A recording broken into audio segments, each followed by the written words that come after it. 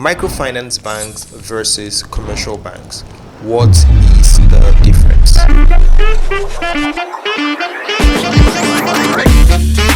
Right, today you're welcome to the channel. My name is Stanley, known as the Online Banker. Over 10 years, 11 years, done banking in Nigeria. So on this channel, I break down topics around money, banking, and the economy in the easiest way that you will understand it. So today we're talking about microfinance banks versus commercial banks. What is the difference? I heard one argument sometime on X, formerly Twitter, and people were talking about that why don't OPay just take over Zenith Bank? What is Zenith Bank? Their services are so OPay should take over Zenith Bank because they are way better and all because of the transaction speed. And I was looking at them like, bro, calm down. There's a huge difference between commercial banks and microfinance banks. Let me even just give you to explain how big commercial banks are in comparison to microfinance banks. All the money that microfinance banks have are not kept with them. They are kept in a commercial bank. You know how you have an account, how you have a business account in a commercial bank, like Access, Zenith, GT, the rest of them. That account is just one account.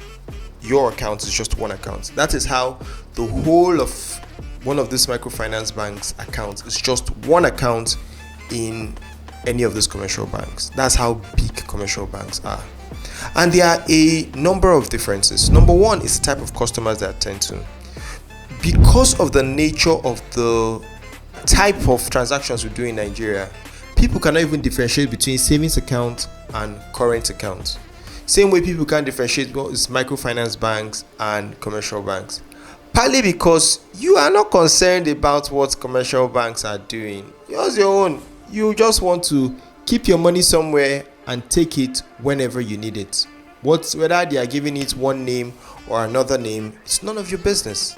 So for the types of customers that they do attend to, most microfinance banks attend to smaller segments of the retail customers. But with the advent of technology, they've moved a lot way up.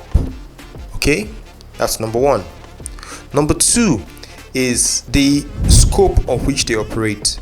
So most microfinance banks operate within the country. They do not have international exposure. So for example, your microfinance banks cannot help you in cross-border transactions. So in terms of you want to export something to China or import something from Japan, you cannot use microfinance banks. You can only use a proper commercial bank. And dealing in FX, dealing in foreign currencies, most microfinance banks by the CBN rule are prohibited from doing that.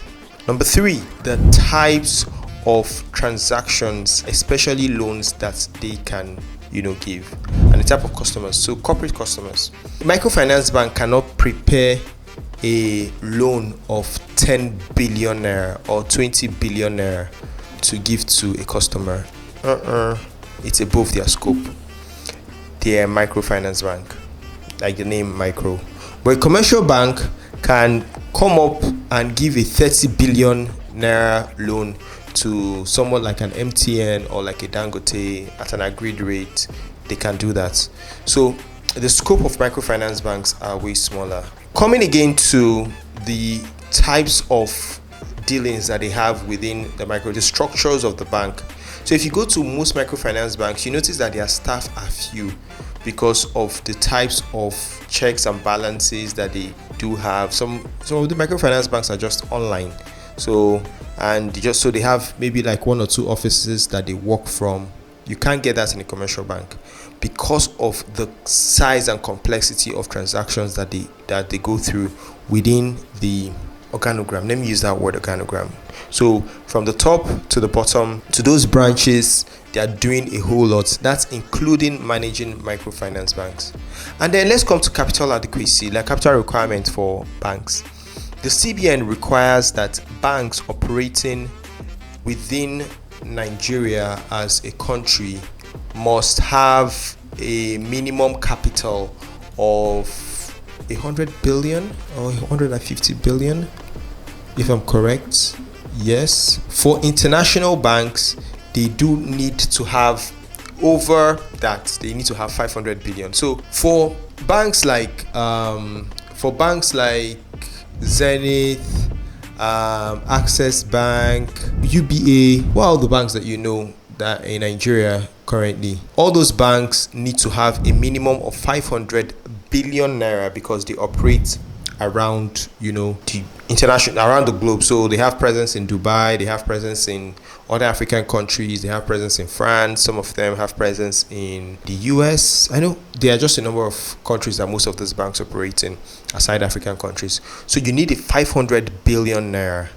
Now for the ones that need to operate within Nigeria, the national authorization, you need 200 billion, not 100 billion, 200 billion naira.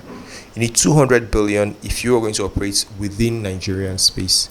But for microfinance banks, the ones that need to operate within the country, that's within Nigeria as a whole, they need just 3 billion. Just 1, 2, 3. So that a microfinance bank that you can find it in every part of the country. So if you go to Sokoto and you need to find a microfinance bank, it's there. You come to Abuja, it's there. You go to Ebonyi, it's there. You go to Zamfara, it's there. You go to Lagos, it's there. Because they operate within the whole nation, they need a capital of 5 billion naira to start. So you see the difference between 200 billion and 5 billion between commercial banks and a microfinance bank. So it's so huge. It's so huge. So whenever you're thinking of your microfinance bank, do not equate it to what commercial banks are. But there's a caveat to this. Over the past few years, we've seen the tremendous innovation from most of the fintech apps that now have a microfinance license. They have done a great service to most Nigerians. I'll give shout out to OPay, I'll give shout out to Kuda, I'll give shout out to MoneyPoint. In fact, MoneyPoint and OPay, they have done exceptionally well. Then we have the likes of Sparkle.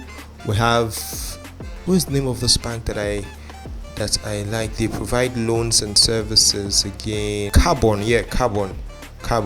And then I think Fair Money too, I think it's a microfinance bank, and a whole lot of them that are still coming up and that are challenging what the status quo is. I really do applaud them. Shout out to you.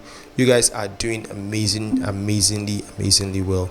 But there's a difference. I just wanted to point out that there's a difference between microfinance banks and commercial banks. For you that you are just basic on what your business is about, what your daily transactions are about, you don't need any of those big headaches. Just make sure that you're with a bank that offers you the right service for you. But as you climb up the ladder and you get into that, when you become that big boy that you need 5 billion naira to just complete one or two of your transactions, or this big girl that is doing some exports international, pure water exporter, container, all of those things, then you would be needing like a commercial bank for your services. Well, I just wanted to point that out because I've been getting a lot of people that they don't know what the actual difference between some of those banks are. I should just drop a list on, so just a list of most of the commercial banks that we have, because we have other banks that are non-interest banks, then we have the merchant banks, and then a whole lot of microfinance banks. So I'll just drop a few lists so you can just see some of them on the screen as we're talking. Some of the microfinance banks, the commercial banks, the non-interest banks, the merchant banks, so that you can just see them and look for your bank and what's the name of your bank if you can see it there. If you can't, you can just drop the name of your bank in the comment section. Let others know if they are your brothers and sisters in banking. Well, I hope this video had made sense to you and that you learned something. On this channel, we'll talk about banking, economy, and your money in general, like I always say. See you on the next video. Hey, be good, take care. This is the Online Banker.